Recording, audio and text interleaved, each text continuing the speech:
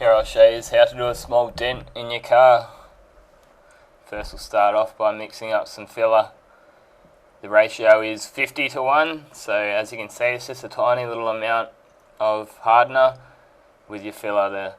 Then you just mix it up with your applicator.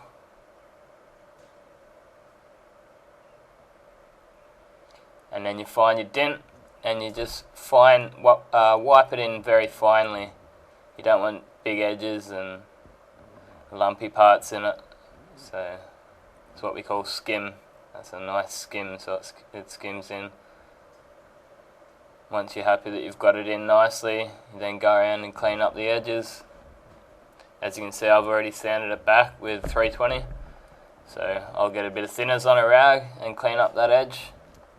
I might have had a little bit of bog or body filler go inside there.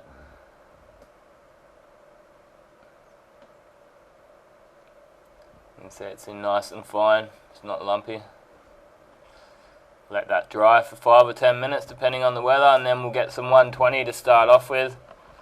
Just blocking it, not applying too much pressure.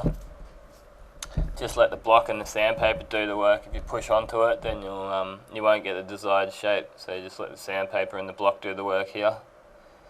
So we'll start off with 120. On a job this size, you'd probably start with 120. If you're doing a big bog repair, you might want to start with 80 grit, or you could even go 36 if you had a real big repair that you just wanted to knock down. But 120 is okay for repair this size to start off with, and then once you're happy that you've got it down to a basically flat surface, you can then start sanding, going down through the grades.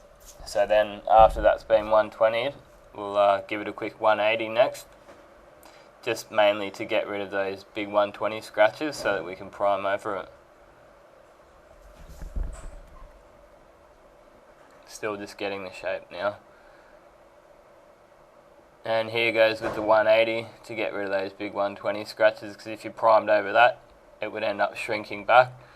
You'd paint it and you could end up seeing those big deep scratches. So run your hand over it to make sure it's smooth, no low spots. You can feel any imperfections in it with your hands.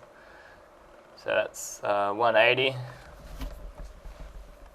After this we'll grab some 320 on our Dynabrade sander, palm sander, and we'll just give it a buzz over to get those 180 scratches out. So then that will be okay to prime over that now. Go around all your edges, make sure there's no rough spots in the primer or in the filler. This dent was actually found after we primed it initially, so I'll show you how to re-prime it as well.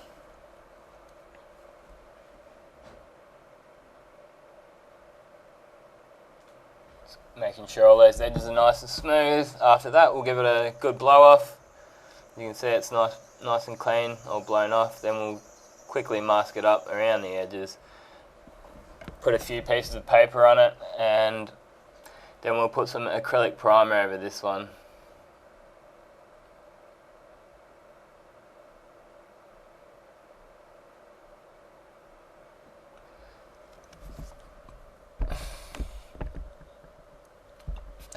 The filler I used is a lightweight filler, so it doesn't actually have too many pinholes in it. If you're to use a body filler, more of a rough filler, you may get pinholes, so you may have to pick them up after, but as you can see, this one I only had to do one skim in it. So here comes our primer. Then we put one light coat on it first, allow that to flash off just for a minute maybe. It's quite hot over here, so that pretty much flashes off straight away. And then we'll go on with another nice wet coat of primer. Allow that primer to dry for about 20 minutes, and then give it a quick scuff with some 400, and that's right to be painted over and going on to the next step. So if you like the video, share it around, like my Facebook page, and thanks for watching.